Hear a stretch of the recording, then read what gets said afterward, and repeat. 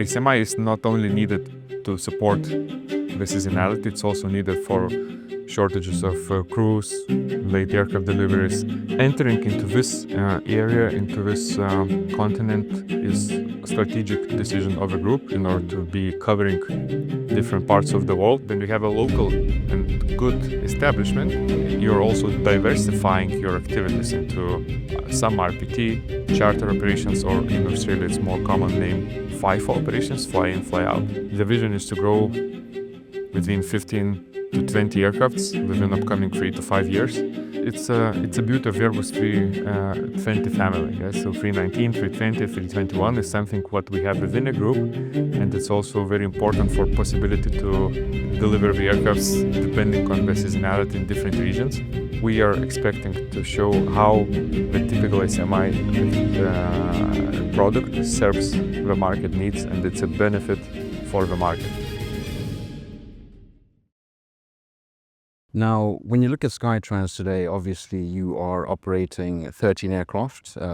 You're also doing or recognizing the market where you specialize in RPT, which is regular public transport, charter services, and now you're venturing into ACMI in Australia as well as in Asia Pacific.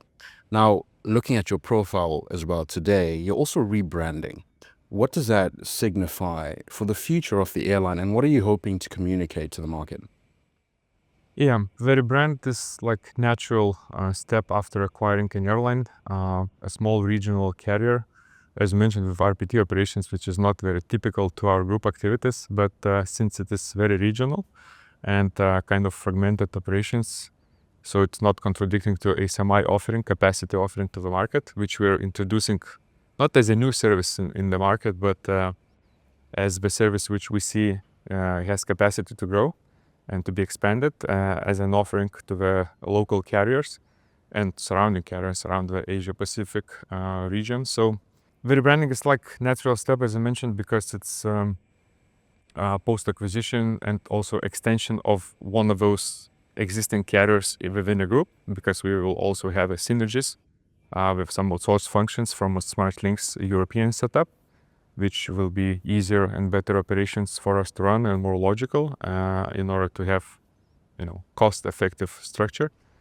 So with the new brand in the market, we're kind of bringing the message about the new service together, of course, the existing operations. But the main focus is on what we are offering now as a group, as a part of the group, and the new.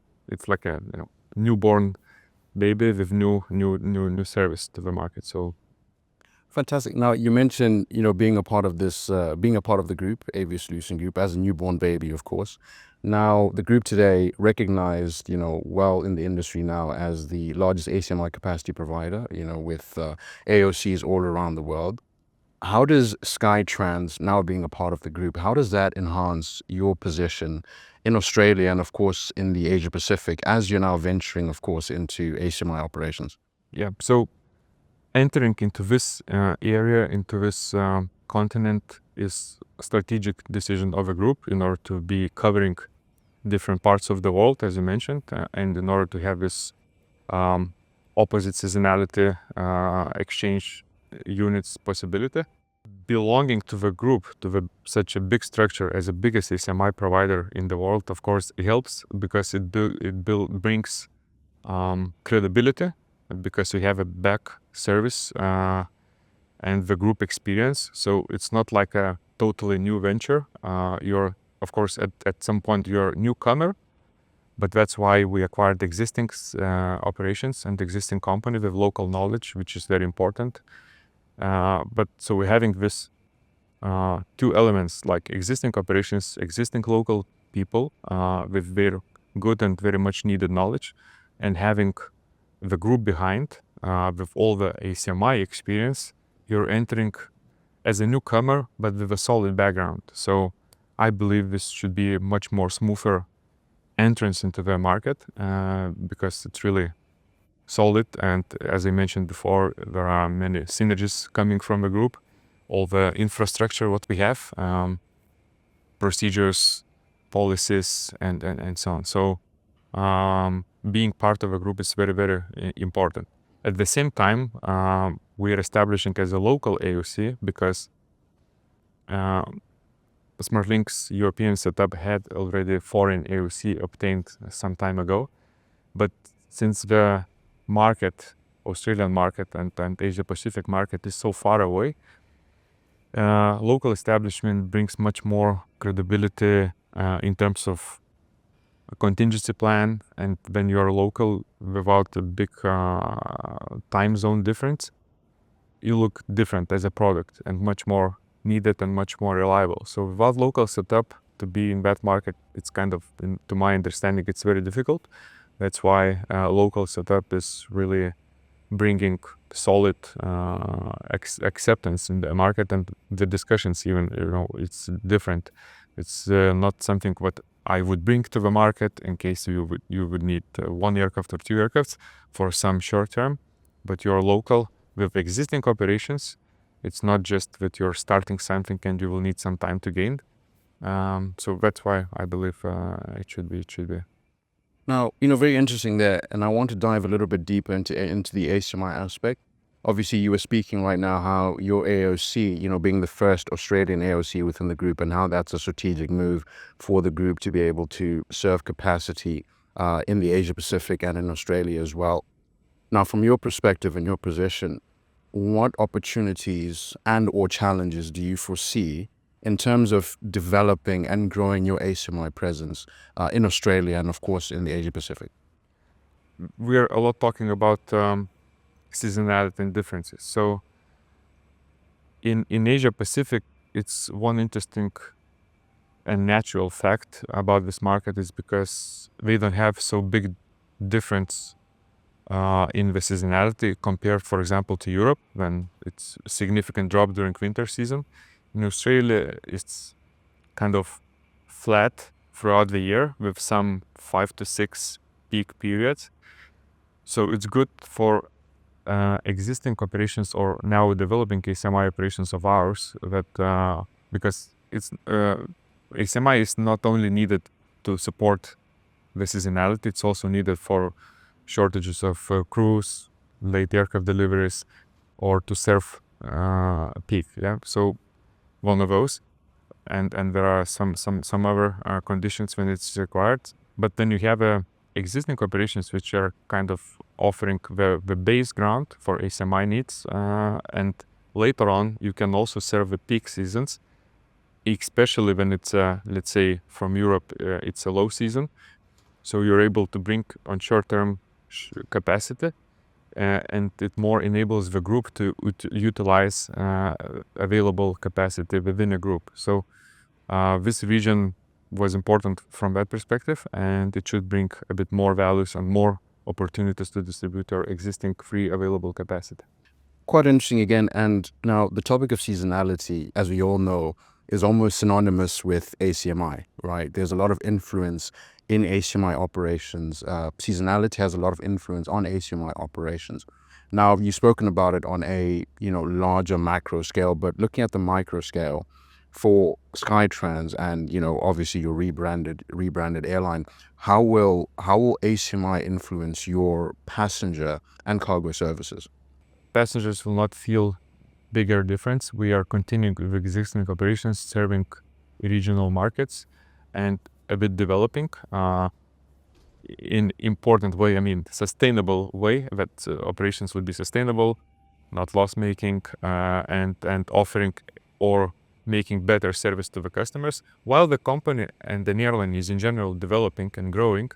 This is also a good opportunity to increase your service level in general. So the induction of ACMI services, the existing services, we are also willing to bring a bit to increase the level of quality of the way you serve your customers. Also, we are aiming to bring a bit more cooperation with some other carriers, and to offer even more services to our existing customers portfolio. So it's complementing each other. That's why I said when you have a local and good establishment, you're also diversifying your activities into some RPT, charter operations, or in Australia it's more common name FIFO operations, fly in, fly out, and introducing another pillar of activities, ACMI.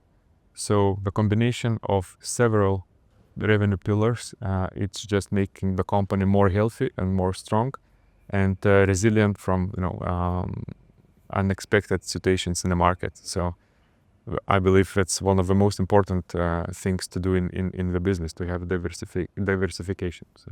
Now, you brought up diversification, a very interesting development, exciting development that recently came for the airline. Today, you're operating a fleet of 13 aircraft. This is the Dash 8-100s, Dash A300s, as well as the Cessna Grand Caravans as well. But you recently took on your first Airbus aircraft, the A319, which effectively puts you into that 120 and 150 seater capacity, right, as the first Airbus aircraft within your fleet. What is this? How significant is this for the airline? To develop ACMI activities, this is the selected type, the model of the aircraft. It's also possible maybe in the future we will be thinking about turboprop ACMI activities, but in general, ACMI development will be with Airbus type. Airbus 319 as a main unit, what we are initially offering to the market. So of course, from turboprop existing operations to move to jet operations, to bigger aircraft, to different aircraft, it's a challenge, and at the same time it's a very interesting exercise for existing team and for the newcomers into our organization. So that's the task which is most important for the future development. And as you mentioned, just a bit more than a week ago, our initial first aircraft arrived to Australia, and now we're at the final preparation stages to get the aircraft inducted into existing AOC. So that's a significant change. We are collaborating and working a lot with authorities. The crew is now finalizing the training, so it's really exciting moment. I believe organization inside the organization there is a big belief, big hope, we're dreaming a lot because it brings much more opportunities. You're expanding and getting bigger, so that's a really exciting time for our organization and for our people. Still on this topic of diversification, obviously you also mentioned turboprop ACMI, but you've also announced that you'll be looking to expand your Airbus fleet to about 8 or 10 aircraft, within the coming years. What does that signify for the airline? And is this, more of a commitment to Airbus aircraft?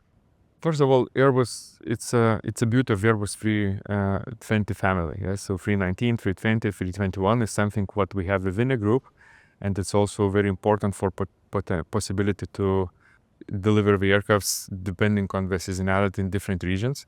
With this type of aircraft, you're having different number of passengers, 319 up to 156, which is EasyJet configuration, so-called, or 320, which is 180, 186 seats, and 321, which is above 200. So you can diversify at the same time, depending on the customer's needs in the market. You can diversify the product which you're offering, and all this type of units we have experience within a group. It's narrow bodies which the group is focused on, and we will be able to deliver depending on a different timing, different customer needs. We will be able to bring all these types from the family perspective. So that's and also it's cargo aircraft 321 freighter, which we also have within the group, and there is a potential growth. For now, I foresee 1-2 aircrafts could be added within 1 year, based on the existing market needs. There are some developments in Sydney airport which potentially can expand this need in the market, because our big and main carrier is operating with this type of fleet.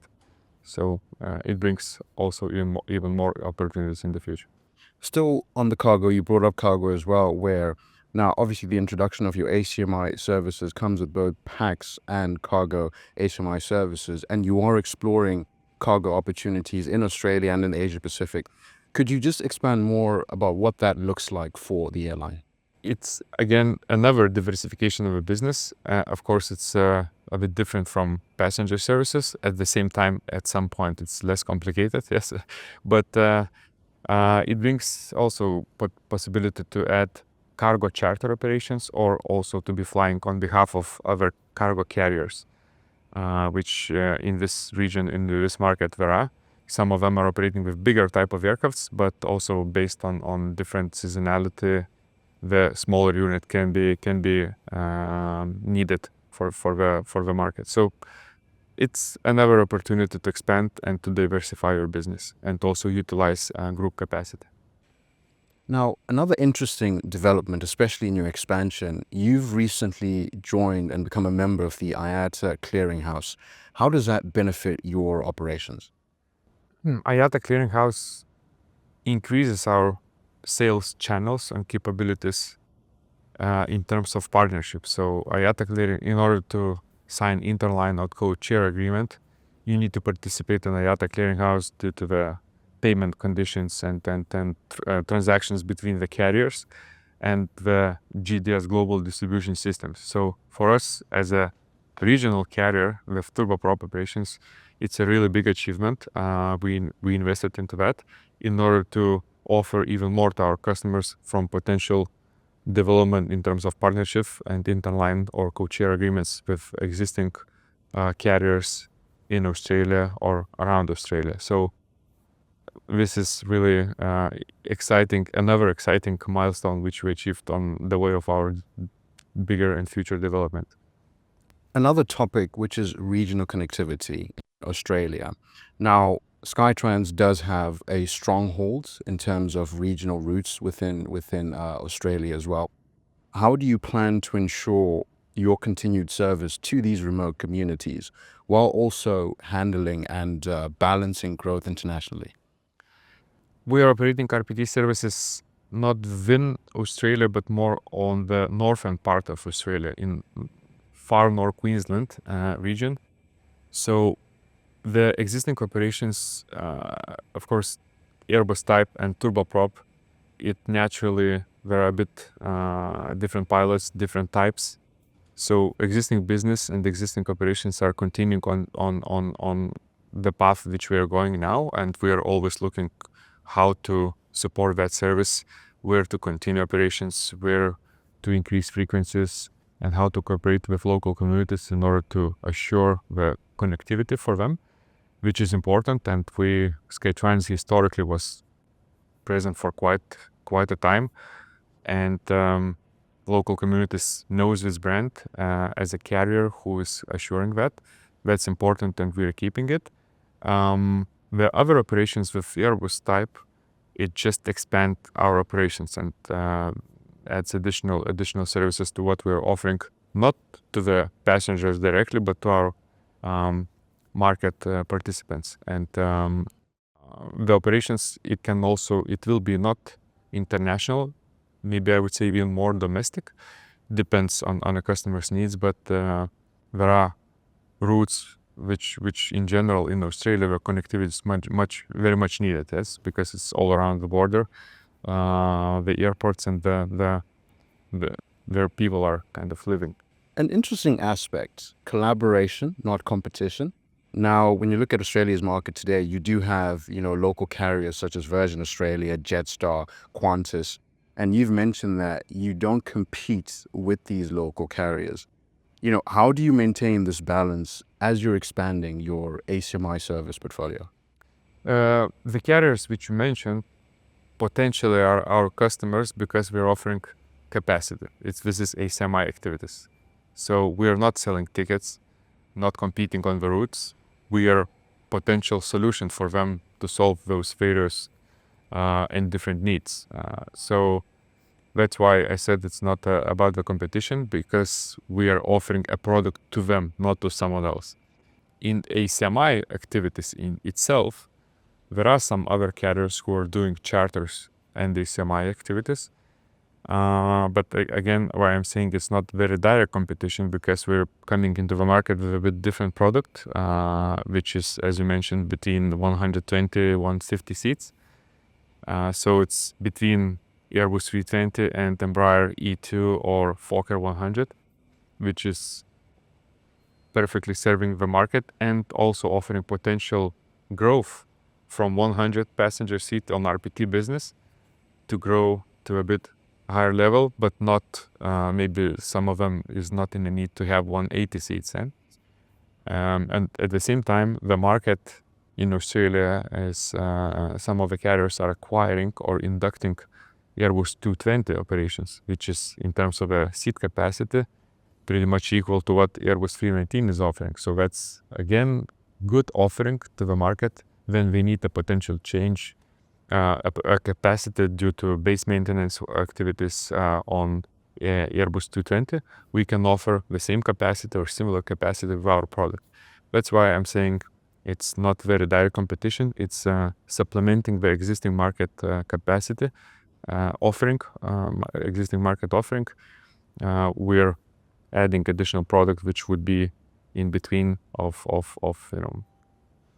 lower and higher seat capacity aircrafts. Now, if we take a step back from the market, how does Australia's market differ from other regions where the group, Avia Solutions Group, operates in?